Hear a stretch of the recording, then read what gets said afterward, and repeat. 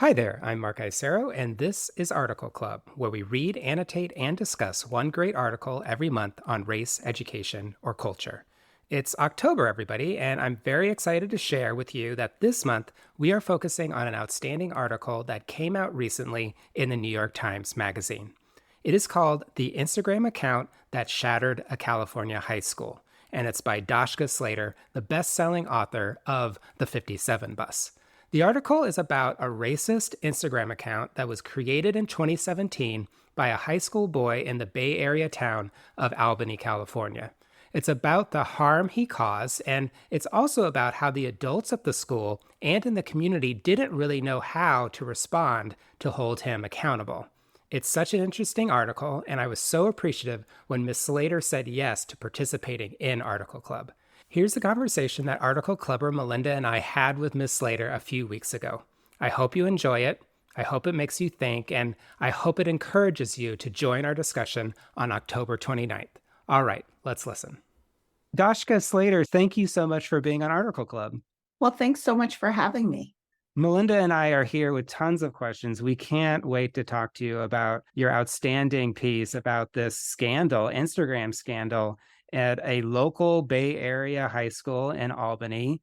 And just wanted to ask you first, you've written the 57 bus, so we sort of know about the kinds of topics and why and what you explore, but wanted to sort of ask, how did you find out about this incident and what sort of has gotten you to continue to explore it over time? I found out about this story, weirdly enough, while I was signing advance copies of the 57 bus. I was at, Northern California bookseller event in March or end of March, beginning of April of that year, 2017. And somebody in the signing line said, "Did you hear what happened in Albany?" And at that point, I had not heard. And yet, as this person who was a parent in the district told me about it, my antenna instantly went up. I had no intention of having teenagers and hate be my beat. That was, I had just finished one book. It nearly, destroyed me emotionally. And so why I decided to jump back in and do another one is a little unclear. But those issues of teenage misbehavior and this kind of way that young people can cause these catastrophic harms, both to individuals and to their community, often without having any sense of what effect or impact their actions are going to have. That is really fascinating to me. Yeah, that's so interesting, Dashka. When I was reading your piece, kind of to zoom out a little bit to the creation moment of this Instagram account, something that I thought was harrowing is when Charles, when you interviewed Charles, who is, for folks who haven't read the article yet, is the boy who created the Instagram account at this high school. And he was talking about his experience on the internet, and he was using words like, everyone found it funny, that humor was a big motivator for him. And he said, to quote, "I guess the humor just got darker and darker as I explored more of the internet." And I'm wondering, you researched this piece for 5 years, and the subsequent book that you also wrote. What have you learned about the internet diet of young boys, young high school boys? For me, I when I read it, I was like, oh my gosh, this is a one-way ticket to Andrew Tate or Jordan Peterson. But I wanted to know, where are they on the internet? What are they looking at? Who are they following? Where are they most of the time? That kind of thing. Yeah, it's really interesting to me because it is a very gendered cultural difference that people who identify as male are in this world where transgressive humor is very much at a premium. And so it starts both in internet gaming rooms and spaces, playing video games, talking to other players. There's sort of instantly this kind of roasting culture is happening, and a lot of use of the N-word, various homophobic slurs, all of that is happening. So they're pretty quickly, I think it's easy to become acculturated and to see those things as not harmful or no big deal. And then in this quest, I think both to be funny, which is a huge premium in boy culture, and also to kind of figure out how to be male in the world, which is a kind of contested definition right now, right? So boys are trying to figure out, like, what does it mean to be a boy? And there's a lot of dispute over what that means. But even in the most liberal, pro-feminist places, like in the Bay Area, the cultural messages about being male, I think, override any other cultural message, in the sense that they say you should not cry, you should not have big emotions. If you are too in love with a girl, you're a simp. And so there's lots of things that are kind of telling them to shut down and to just be funny and, try and get other male approval, which has always been kind of the definition of maleness, right? Is that other men think you're manly. It's not really about what women think at all. Right. So there's all these humorous places where those messages are coming through. And I think you're right. It is in many ways a pipeline to Andrew Tate. As a follow-up to that, I'm wondering, it's interesting how you're talking about, like, that's the dominant, it's the overriding thing. Like, it absorbs the pro-feminist, like, anti-misogyny, liberal beat is the idea of, like, they're defining their maleness. I'm wondering, this happened in 2017. The account was created, I guess, like early 2017 or late 2016. And I think about, like, that's like the rise of, like, Andrew Tate. Jordan Peterson's book comes out a year after that. Obviously 2016 is a harrowing year for all of us, and we know why. I'm wondering, do the parents, like, have any knowledge? Did they talk about knowing about those things that their boys are looking at online or anything like that? Particularly because, like, this is all about accountability and the role of parent. I think parents, particularly in 2017, but to this day, have no idea what the online lives of their kids are. I certainly didn't. I have a son who's just a little bit older than the kids in this book. And I always refer to him as my, live-in media slang and internet consultant, I always check stuff with him. And I remember when he was a teenager, him showing me a meme that I found super offensive. And I got really pissed off about it. It was not like a great parenting moment in terms of, I wasn't very articulate about why it made me mad. I was just mad. And I asked him about it recently, if he remembered that interaction.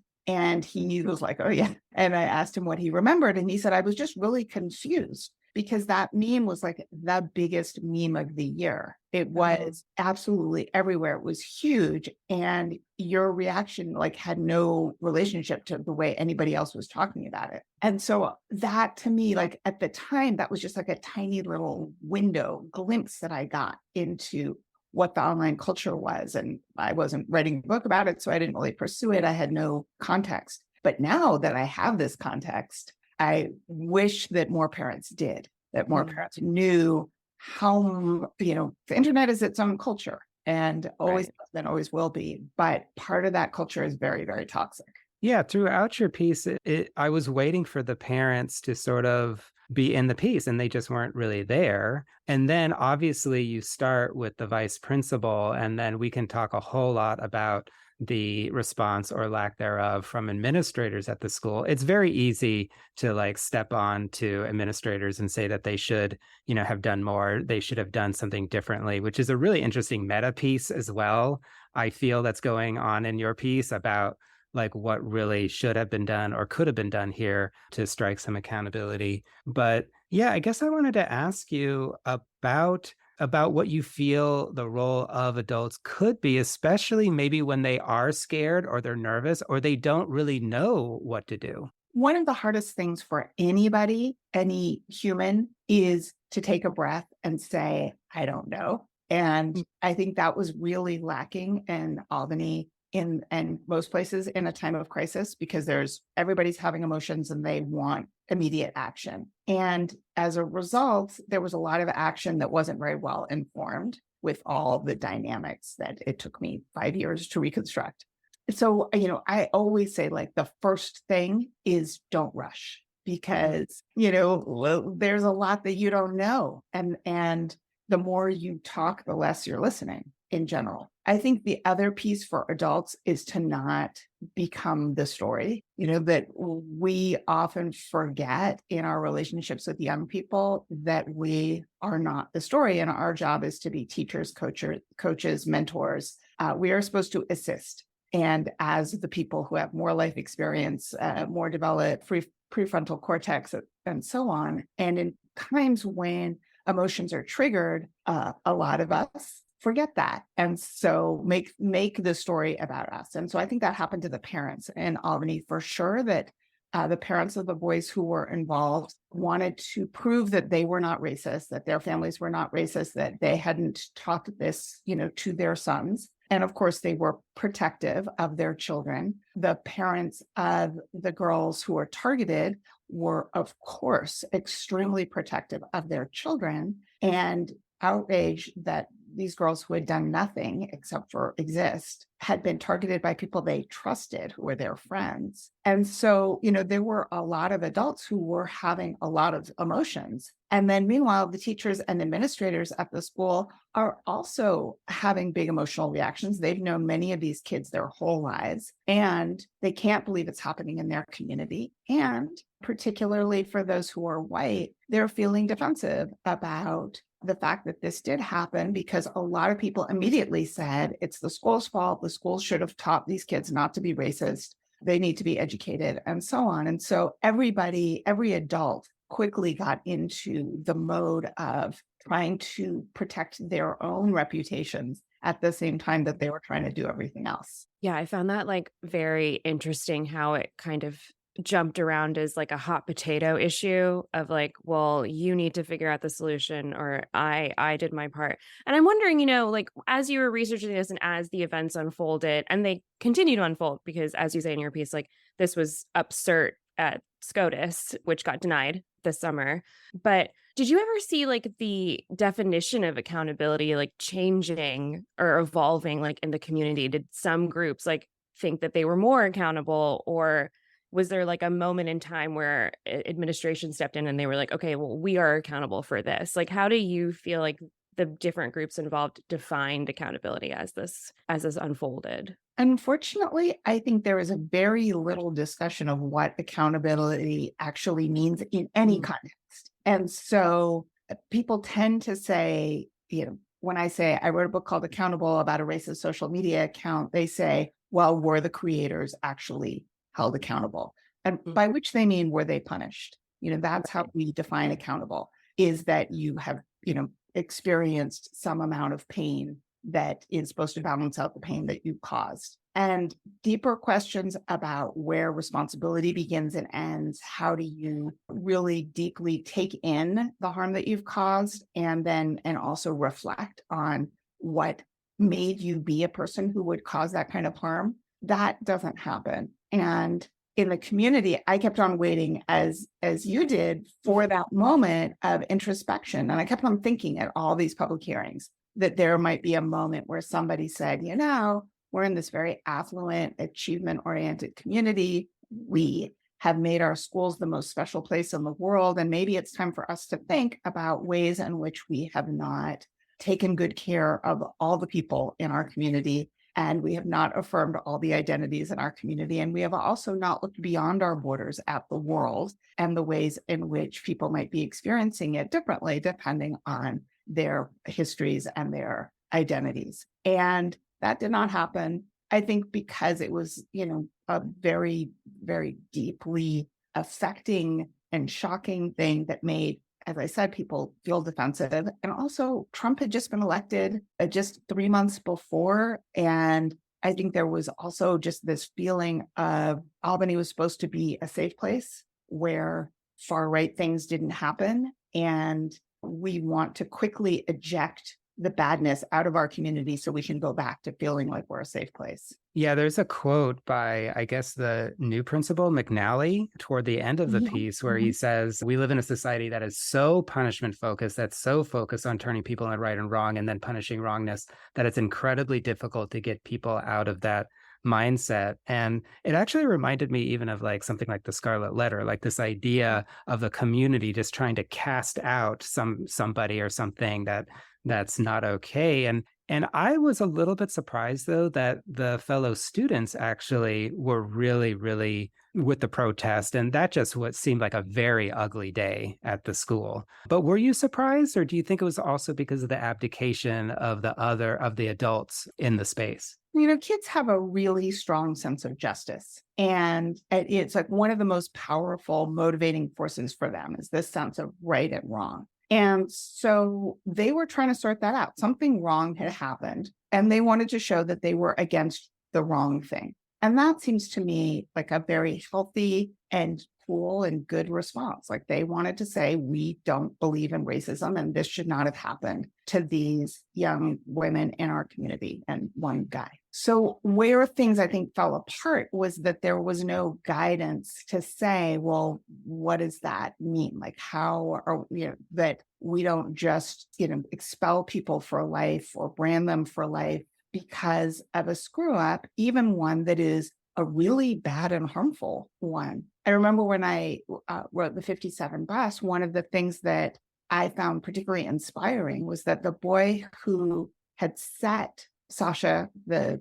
gender nonconforming teen who was set on fire on the bus, the principal of the school where the boy who set the fire attended made this statement about, we condemn this act and we support Sasha, the person who was harmed, but let's not forget that this boy comes from our community as well. And I thought that's what I want educators to do in this kind of situation, is to send a message to the community that when bad things happen and they're caused by someone in your community, particularly a young person, that what a healthy community does is they try and absorb that harm, rectify it, and then help the young person who committed it be a person who doesn't do it in the future. Because, there is when we throw people away, we're not actually throwing them off the planet. They're just going to go someplace else and be the same person. So if you expel them from your school, cool for you, but what happens at the next school? Right. I when I was reading the piece, I kept thinking like there is such a, like you were saying, Mark, and like Josh, you also said earlier, there's such a focus on punitive actions. And what I was wondering when you were researching this, was there ever any discussions of like, okay, what happens in the aftermath? Like, how do we make this school safer? Particularly, A is the kind of like spotlighted girl in the article. She's one of a few women who were targeted by this Instagram account. And, her pain comes so viscerally through the article and in the book. And I'm just wondering, like, was there a balance achieved? Like, was there balance talked about at all and within the administration, within like the school or the parents about, we're trying to figure out what a punishment is for these boys, but at the same time, like, we should also focus on how to create a safer environment so this doesn't happen again. Did those discussions happen at all when you were researching? I think that there was a lot of attempts and without a roadmap. So there was nobody that I wrote about or interviewed or researched who was like, I don't care, whatever, like everybody was trying to do the right thing. And there was a lot of concern about the girls and how they were faring and how they would continue to fare, which was, not well. And so, they did have counselors on staff at the school who were pulling them out of class, and they were trying to find different ways to support them. There were people in the community who were doing that as well. But there wasn't a roadmap for it. And there was so much focus on the punitive outcome as being the solution. And it was held out to the girls, I think, as like, you will feel better when you get this level of punishment, which is often what we say to survivors of crime and harm, is like, we promise them that their trauma will go away if the person who hurt them is punished severely enough. And the studies have found no link at all between the well-being of the survivor and the duration of incarceration or the severity of punishment. They are not connected. And so we actually cause more harm when we offer that as a solution to people. The question then of how do you prevent it is one that I know that McNally, the principal that you mentioned, and others are thinking about now, which is, how do we create a school culture where this kind of thing is less likely to happen, because we're developing empathy among our students. We're making sure that they are connected and know each other and are more likely to not want to hurt each other and to be aware that our actions are going to hurt each other. And we are more likely to say something if somebody is crossing the line. And we're doing lots of things to kind of affirm and uplift the different cultures in our community so that people aren't only learning the story of anti-Black racism, for example, but are also learning about Black excellence and Black achievement and Black culture in positive ways, which I think is really an important antidote to this stuff, is to, learn about the joys of the culture as well as the long history of racism and harm. I think it's just so important about how to build, that school culture. And it's not easy, but it has to really be tended to. Even in the piece where the young woman, she goes to the boy and says, hey, stop this. And yet it's not stopped. And so sometimes Melinda and I were talking before this about just how enraged we both were, because she does everything that, is a very humane response, and yet it's just not enough. And Melinda and I were talking about, like, when we do the right thing, when a young woman does the right thing, like, it should stop. But in this case, it didn't. Yeah, and other people spoke up too. And I had a lot of conversations with Charles where I was like, what could have stopped this? Because, as you say, Andrea did the right thing. Lots of her friends spoke up, and even somebody in the group who was low status among the boys spoke up, and none of that interrupted it. And Charles was like, it would have been really hard because everybody in our group thought it was funny. And so it was like this feedback loop of the people that mattered. One of the boys said to me that, like, the girls weren't even, like, they weren't main characters in the drama in the way he was thinking about it at the time. The main characters were him and his friends. And so part of what needed to happen was inside the friend group. And it was, very much a self-reinforcing circle. So it's tough.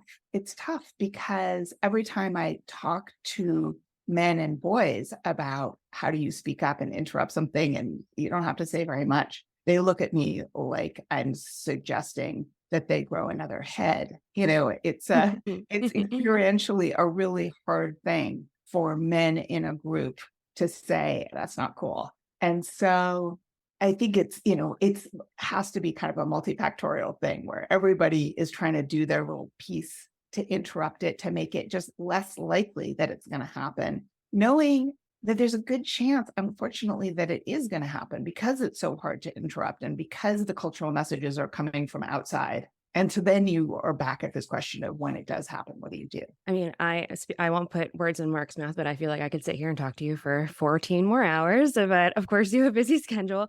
We are talking about this in Article Club in October. It has so many different layers. I feel like it is a microcosm of all of the cultural issues we are facing today. And I wanted to ask you, like, are there any themes that you would suggest that we talk about, things that you would like our readers to pick up on, things that, of course, there's also a book that you wrote about this, but anything that you wanted to expand upon in the article that didn't make into it, any highlights you would like to give us? Well, one thing that I thought about a lot as I was writing the book, and I hope it comes through in the article as well, is the concept of shame. It's a big part of the book. And so I would love to hear what readers think about the theme of shame throughout, both the shame that is caused by bullying and racism, and the shame that was used against the followers of the account as a way people thought of making them see the harm that they had done. And so I'm really interested by this question of the difference between shame and guilt, and whether shame has any role at all in changing behavior. I love that. That is a wonderful place to end. I've read Accountable. It is Accountable, the true story of a racist social media account and the teenagers whose lives it changed. It is out now. 10 out of 10 for me. I read it in a day. I took it on vacation. Not your traditional beach read, but I highly recommend, particularly if you have children or young people in your life in any way. Well, thank you so much. And I'm so happy to be part of this discussion. Thank you. Thank you so much. Thank you. Take care. Bye-bye. I want to thank Ms. Slater one more time for sharing your piece and your wisdom with all of us at Article Club. I continue to be struck not only by the thoroughness of your reporting, but also by the compassion and nuance that you bring to your work. You are thoughtful and kind, and you remind us to be thoughtful and kind as we work with young people to learn and grow from the mistakes they make and the harm they cause. To all of you listening, thank you for listening, and if this conversation moved you, I want to invite you to our discussion on October 29th at 2 p.m. Pacific Time. It'd be great to see you there. All you need to do is email me at mark@articleclub.org to say that you're interested, or sign up at highlighter.cc/discussion. Thank you again, and hope you have a good weekend coming up.